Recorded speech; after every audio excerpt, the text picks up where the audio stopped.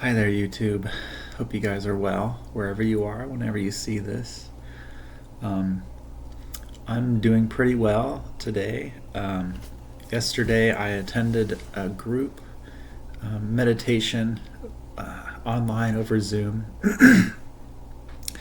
um, from a fellow who runs a Patreon page called Alien Contact. His name's Rupert. And this was a pretty small gathering. There were about 7 people there.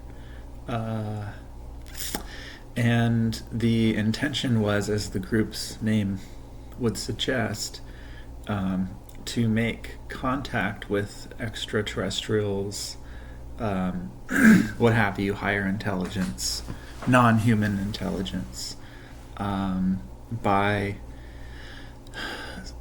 you know, setting the collective intention to welcome them, uh, not expecting that they were going to show up in the flesh or anything, but more like wanting to establish a conscious connection.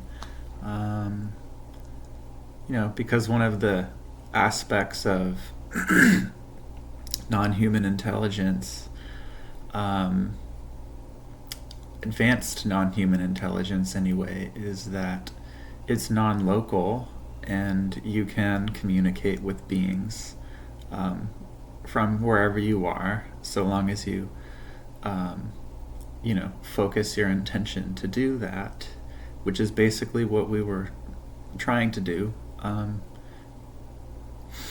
to send out that intention that we welcome them.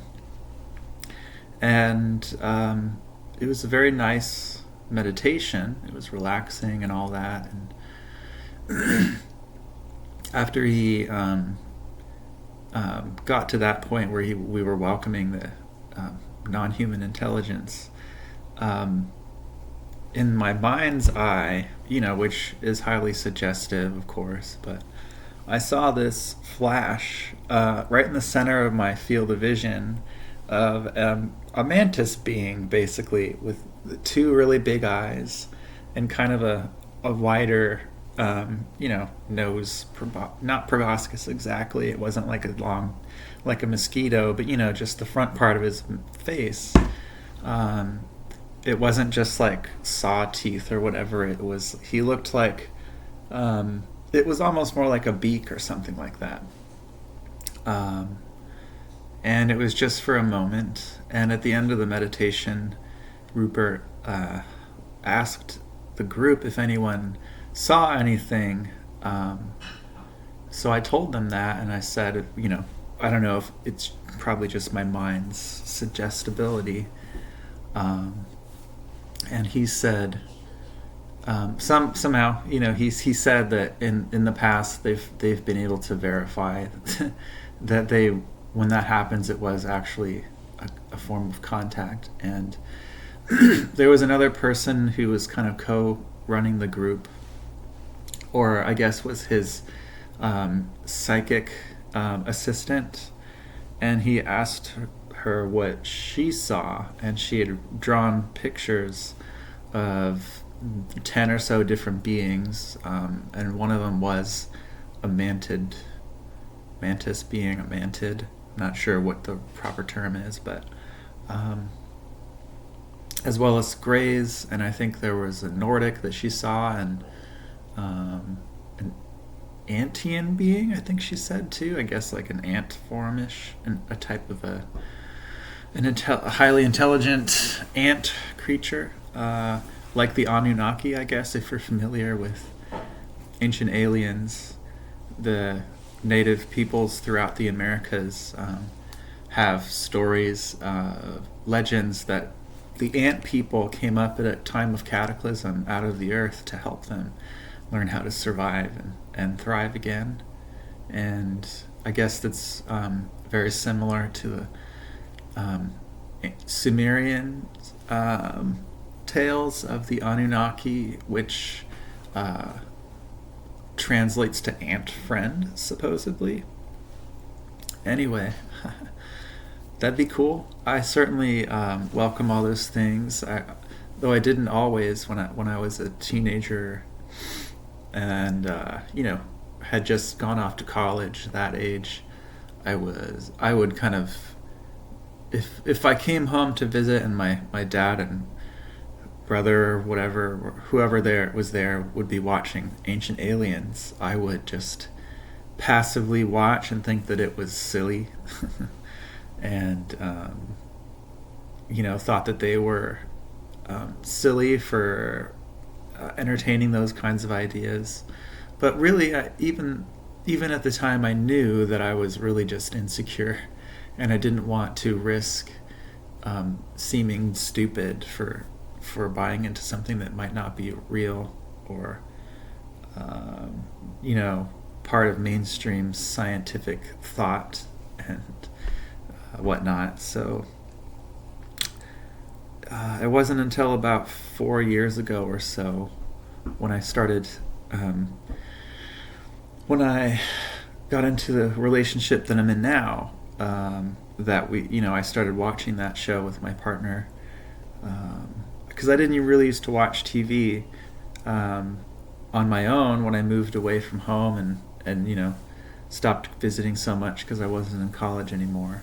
I just would watch YouTube videos, and I didn't really ever watch TV shows. So it's been good to get exposed to this stuff, and by now I've probably seen every single episode, because it scratched that itch that wanted to know about all those things that I had since I was a kid, because some of my earliest memories, the first time I remember, one of the earliest memories I have of being at our local library and wanting to check out a book, it was a book about alien abductions. And I remember reading about Betty and Barney Hill, the first famous abduction story from the mid-60s. And even earlier than that, when I was 4 years old, sitting home, probably not alone, but like I wasn't raised in very safe circumstances in those days, and so a lot of my memories, I was alone. I don't know where the adults were per se, but I was sitting alone by the sliding glass door to the backyard, and we lived in the Santa Cruz Mountains, so there was just forest back there. There was not even a fence, and it was really quiet, and I was hearing the sound of my heart beating in my ears. And my mind's eye was interpreting it. I was seeing a Sasquatch walking through like gravel, and I was only 4, and yeah, I probably saw it on TV or something, because I just like lived in front of the TV and watched Nickelodeon and whatever else was on.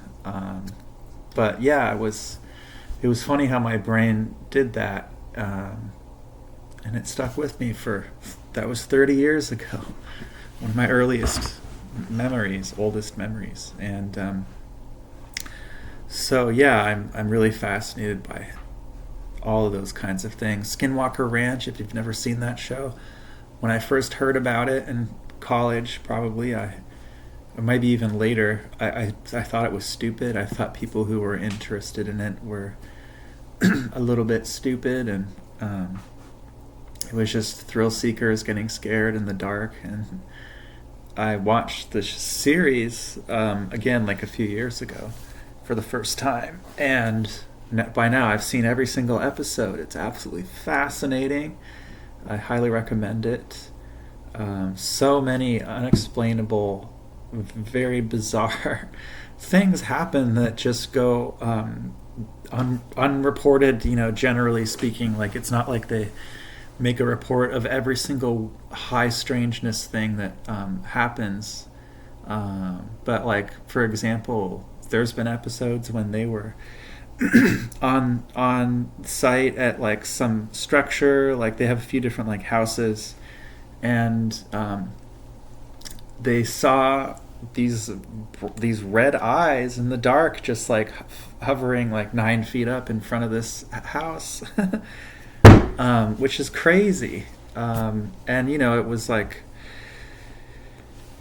certainly, I guess, possible that they could be hoaxing all that, but I don't really think that the people who are on that team would do that. I mean, if you've watched the show, they're very respectable scientists and whatnot, professionals who are really finding out crazy stuff and reporting back inconclusive. They don't know how to explain these things, and so they just keep season after season. It's like been 6 years now. They just keep getting more and more data, doing more and more experiments, and weird stuff happens. Like the blob, this invisible blob in the air that when they shoot rockets up into it, sometimes the rocket will like stop and then like move over, or the way that the GPS picks it up will show that it like went through the blob, but in actuality it was like way over there. And it does the same thing with drones. It'll like send drones way far away, or they'll just like go into the blob and then like start malfunctioning and go home. But the weirdest one was when they shot a rocket up into it, and it like it stopped. It hit an invisible, ceiling, whatever, and didn't go any further. That's freaking fascinating. Oh man. So yeah, I'm obviously very, very obsessed with these kinds of things, and so I thought the meditation yesterday was cool. I'd like to keep participating in that kind of group, and maybe become a member, because I want to. Yeah, I just want to know more. If there's more for me to know, I'd like to show up for it and try, because I was thinking about it. I said yes to that, and not a lot of people did. It was just a group of 7, and I could have very easily just not done it and just kept doing my other hobbies, whatever. But I took the time to log on and just see what happens, and it was really cool. They asked people in the group if we had any questions, and initially I was kind of shy and I didn't speak up initially, but when they asked and nobody was saying anything and I did have questions, I piped up and expressed myself, and it was really great. I got a lot of really positive feedback, really informative feedback, and I was very pleased and I felt very welcome. And I was just very fascinated by the whole thing. And like the synchronicity is like 444. As I look at the clock and I'm talking about this, it might mean nothing, but if you haven't seen the movie Disclosure Day, I'm not saying you should run out and see it unless you're really interested in this kind of stuff, but that was a major part of it. These kinds of inexplicable synchronicities or signs that propel certain people to do certain things. And just now, as I looked at the timer, it was at 23 seconds, 13 minutes and 23 seconds, which makes me sound like a crazy person, but I'll say one cool story about that. I've been obsessed having weird 23 synchronicities for like 7 or 8 years now. And I ignored it for a whole year. When I got into this relationship I'm in, I just kind of wanted my life to like stabilize, because it was really chaotic and not fun. And I just like stopped thinking about it for a whole year. I like set that intention, and I really did. I just focused on my work and everything else and just trying to be okay. And then I started paying attention to it again. And we were living with, we had roommates at that time. My partner has a twin, and we're living with them and their partner. And so Kayla and I were going to eventually need to leave and get our own place.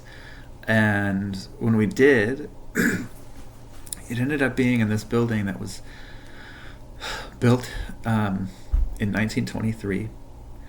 And the room number of the building manager is number 23. And that particular individual, it seems to also be interested in the number 23, because he had made a mural, or a mandala rather, with the number 23 in the middle of it, and it's hanging downstairs where the trash and recycling are. And the building, there was a newspaper article about this building that was published literally on the day that I was born, like not just the month and day, but the month, day, and year it was published. And that's on the hallway just across from my door, a couple doors down. I mean, that's just pretty wild. It's certainly a very fun coincidence. So yeah, I don't know what to say other than these things are endlessly fascinating, and I hope that we get to experience a new Earth, a new society with all kinds of beings interacting with us, and I think that would probably be a much healthier, happier world, especially if what Disclosure Day suggests is true, which a lot of people do suggest is true, that the ETs are really the ones in charge of disclosure, and they want it to happen at the right time, and they have the best of intentions for us. Of course, there are, different ETs, and not all of them do, but by and large, my understanding is that they want to help us, and they haven't been able to. They haven't been allowed to. Well, it's kind of confusing because there's that element of them being suppressed, but then them also being in control of it. So it's kind of a mystery, of course.